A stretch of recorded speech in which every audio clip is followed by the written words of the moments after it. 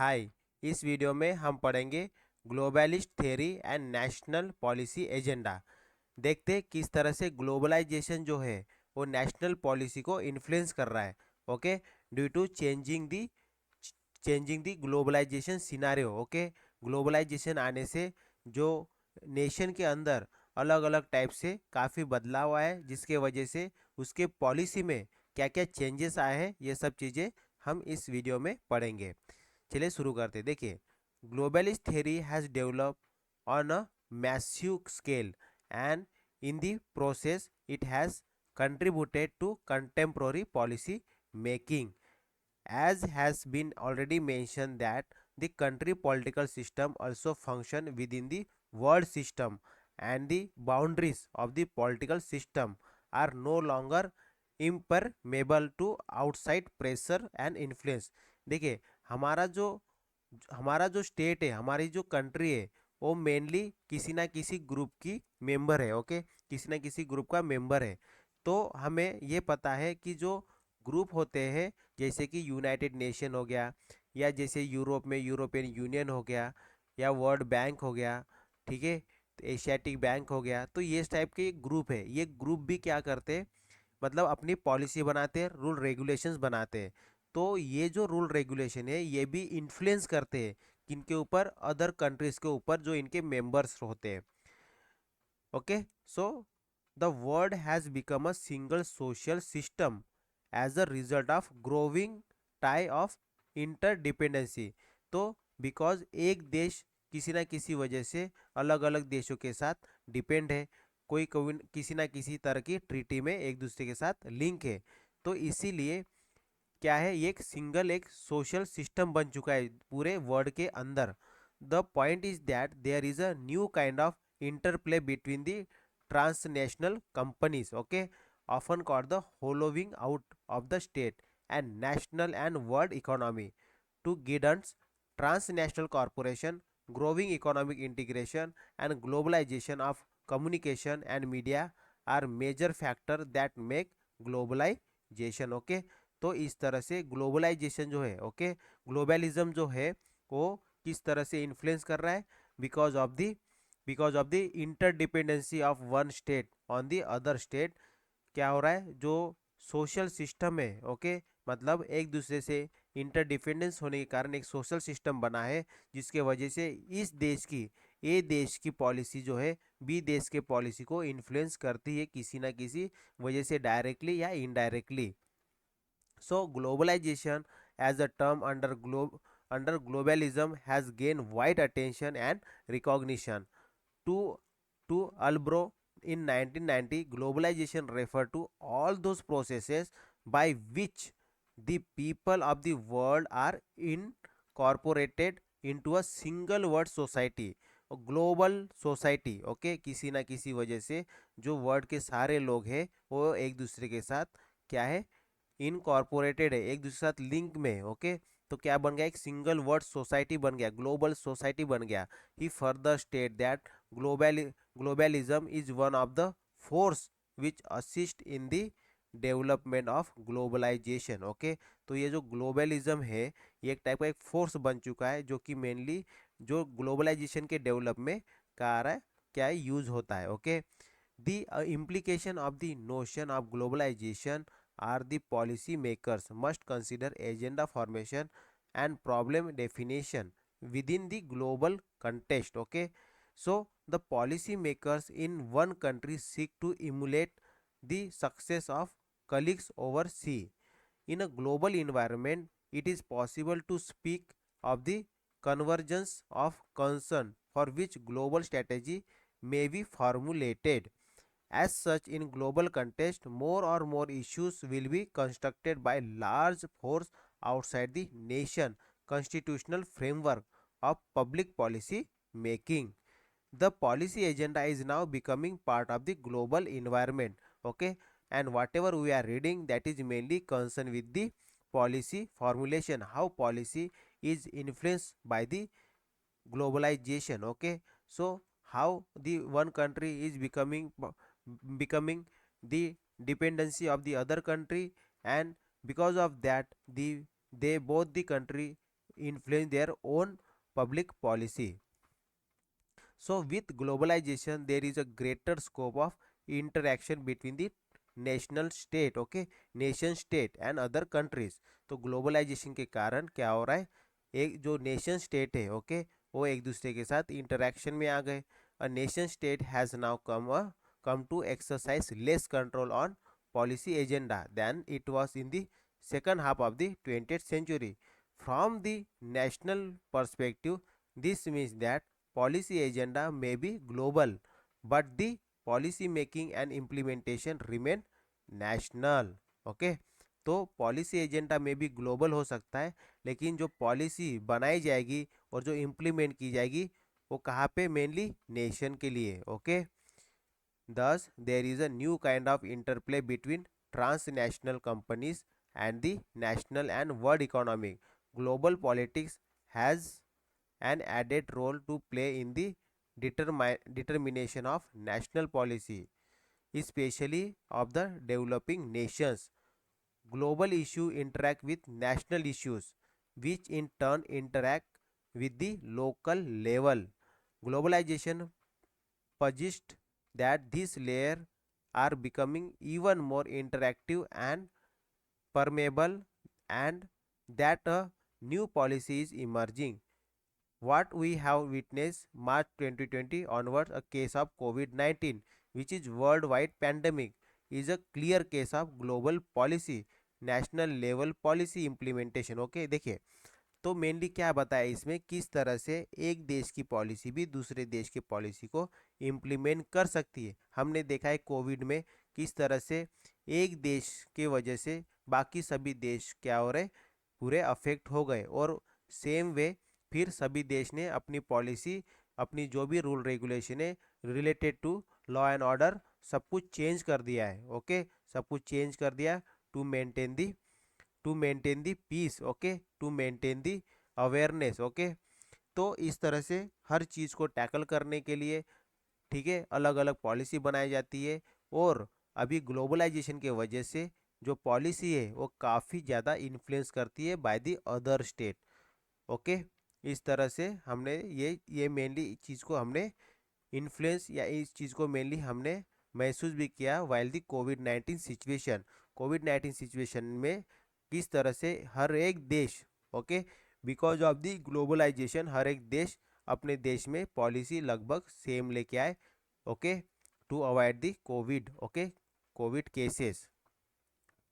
तो impact of global event on national policy agenda. अभी ये देखते हैं किस तरह से जो ग्लोबल इवेंट होते हैं, जैसे कि कोविड-19 हो गया, एक इवेंट हो गया, ये किस तरह से जो नेशन की जो सभी जो देश है, ओके, ग्लोबल में जो भी वर्ल्ड में जो देश है, उनके पॉलिसी, जो उनकी जो पॉलिसी होती है उसके ऊपर किस तरह से इम्पैक्ट करती है. Okay, the impact of global event on the national policy agenda. Okay, जो नेशन की जो पॉलिसी का जो एजेंडा होता है, जो जो मेन उन्होंने ऑब्जेक्टिव रखा है अपने देश में पॉलिसी का, वो किस तरह से इम्पैक्ट होता है. ओके, उस एजेंडा, उस वो ऑब्जेक्टिव किस तरह से इन्फ्लुएंस होता है और किस तरह से उसके ऊपर इफेक्ट पड़ता है of the global event. So that is going to discuss here. देखिए, it is important for policy maker at the international level to take account of global issue when considering the context of the policy problem in the national setting.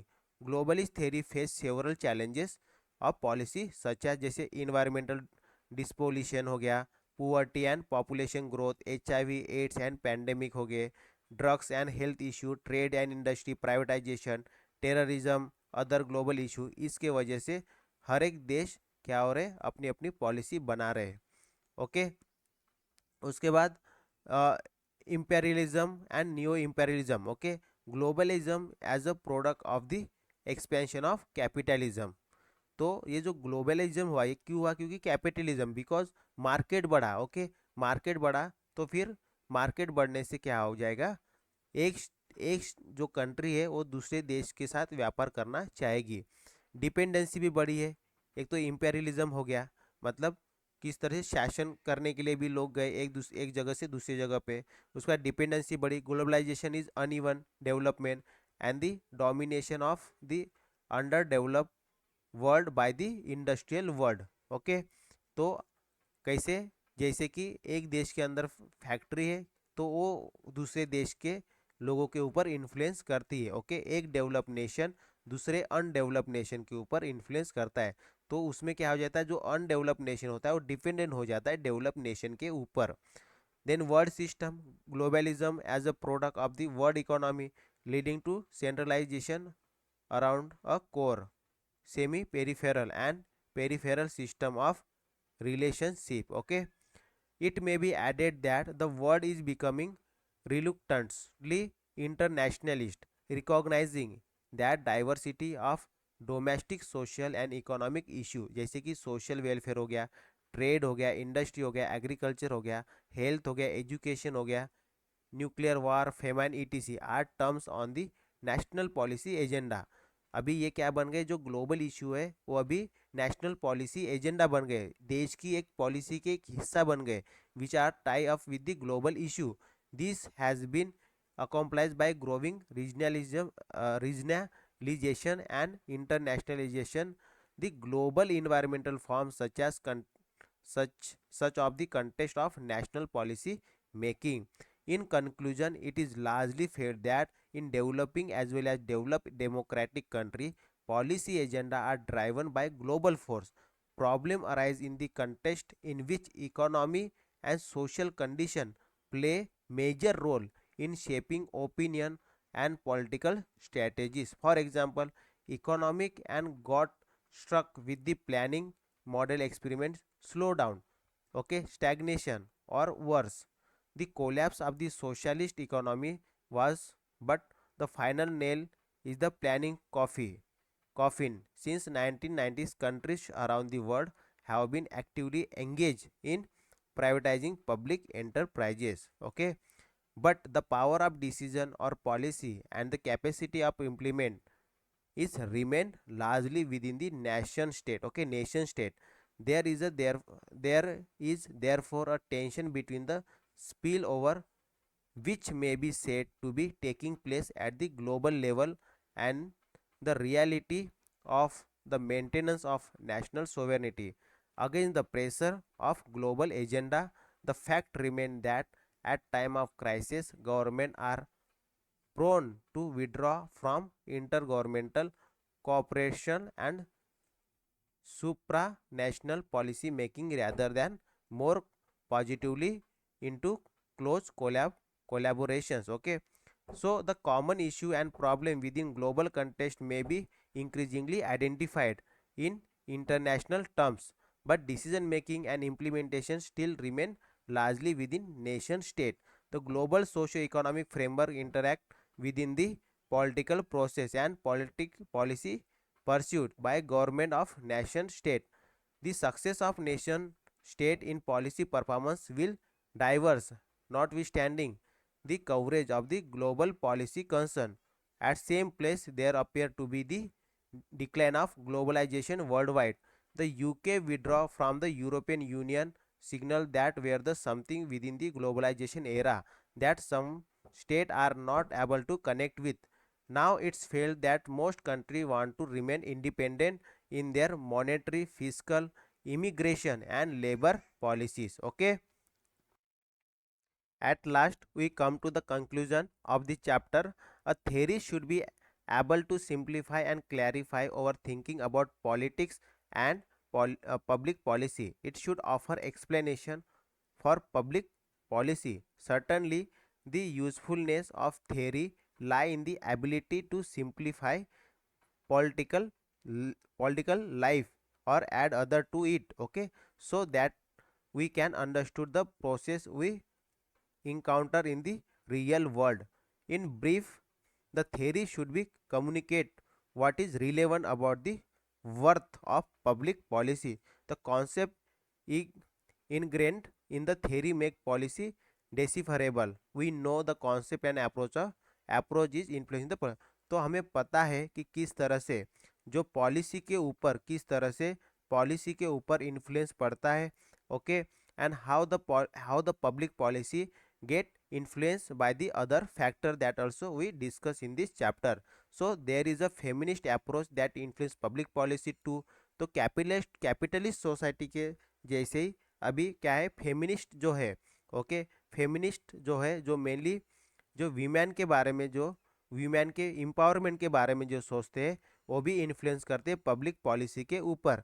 It propagated equality of treatment for women at work place and everywhere, okay. It challenge male domination in public and private spear.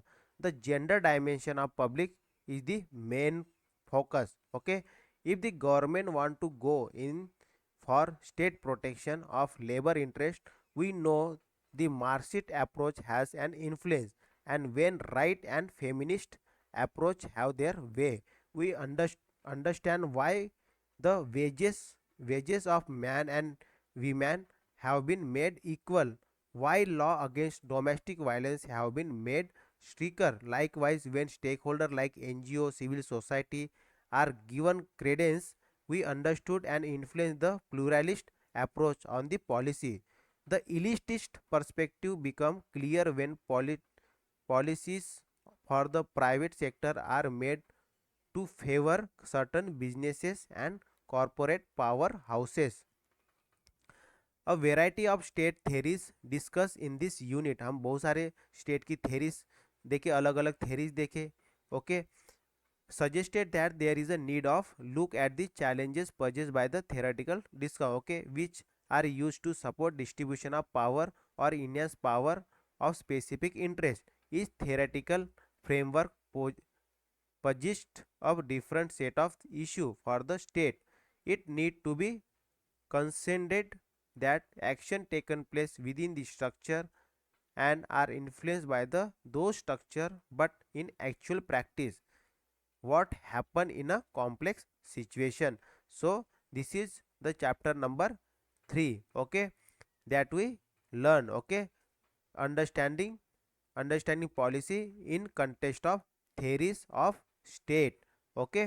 तो हमने policy किस तरह से influence करती है अलग अलग state के थेरीज के बिहाफ पे, ओके। मतलब अगर स्टेट की थेरी अलग है तो उस मतलब अगर स्टेट, चलो मान लीजिए स्टेट की थेरी जो है कम्युनिस्ट है या कोई और है, तो उसमें किस तरह से डेमोक्रेटिक है, ओके, लिबरल है, तो किस तरह से पॉलिसी जो है वो बनाई जाती है, कैसे इन्फ्लुएंस होती है, ये सब चीज़ें हमने इस चैप्टर में जाना है, ओके।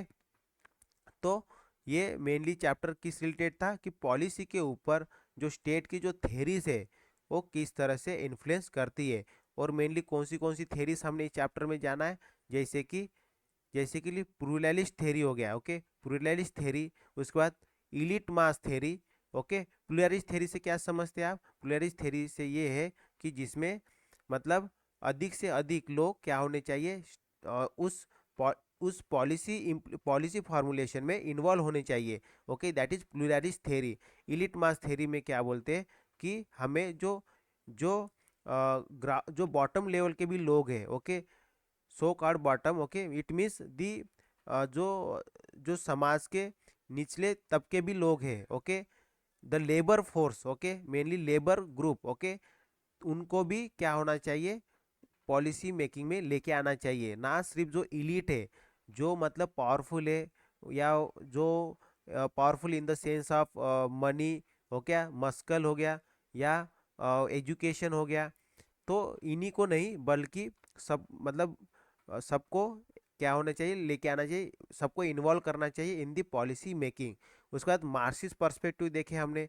मार्क्सिस्ट पर्सपेक्टिव ने हमने क्या देखा कि किस तरह से जो पूंजीवाद है, ठीक है, पूंजीवाद के वजह से किस तरह से जो स्टेट है वो इन्फ्लुएंस हो रहा है, ओके। स्टेट को दो दो काम देखना पड़ रहा है, okay. And most of the जो थेरीज होती है, मोस्ट ऑफ द पॉलिसीज होती है स्टेट की, वो कौन इन्फ्लुएंस करता है, वो कैपिटलिस्ट इन्फ्लुएंस करते हैं, ओके।